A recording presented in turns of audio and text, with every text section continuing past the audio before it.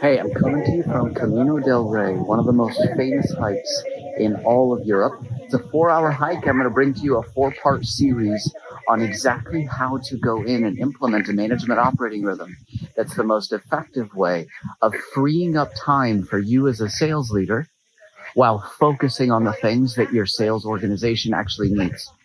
So this first part is going to be walking you through what is the overall view that you need to go in and take. How do you work with your team weekly?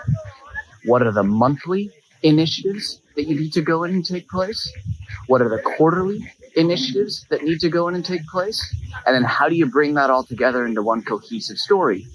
One of the things that a lot of organizations that I go work with first come back to me and say is, Dan, this is a lot of time.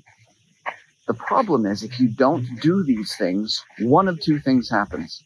Either your reps don't succeed because they're not getting the direction that they need, and because they don't have the direction, they go off on their own direction. Every rep will go do their own thing. There's no standard as to like, this is how we win. Second thing, you as the leader aren't learning what's going well and what needs to improve. The second area is a lot of individuals are still going to be coming to you asking for these things. So instead of it being planned, where it's like, I'm going to go do these things with my team, they come to you unannounced. Now all of a sudden, you as a leader become interruption-driven rather than strategically minded. So even though this is going to sound like a lot, I promise you, it will free up time and enable you to go in and focus on the things that matter. So at a high level, first, weekly. Every single week, you will spend 3 hours with each rep on your team. The first hour is as a group. So you're going to be doing this where you pull the team together, whether it's just you and your rep. If you've got a supporting team in that beginning, so maybe it's you, a rep, and an engineer, because you're a founder and you have 5 employees, that's fine. But it's a team meeting. In that team meeting, real quick, high level, you're going to go cover strategically what does the organization need to be aligned on? What are the core initiatives for that week? What's happening at the company level? Then the next meeting, you're going to have a one-on-one. In that one-on-one, you're going to break that down into personal. How are things going? Second, you go into what are we going to, or how can I help you as your leader? And then third, here's what I need from you. Then the next weekly meeting is a pipeline review.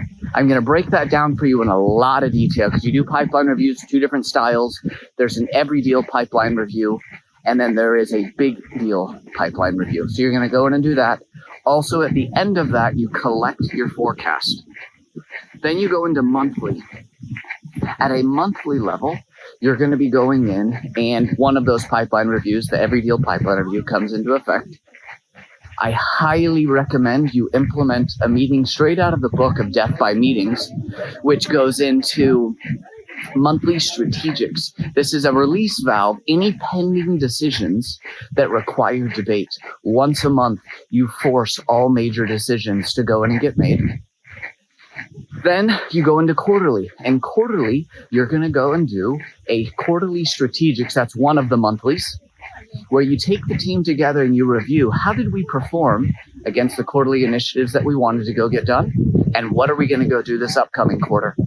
The next thing that you go in and do, and this is really important, is a career planning session. Every quarter, and each individual in your organization needs to know what are they going for personally. What is the next step in their career? How are you going to enable that? And what are they going to go do to own it?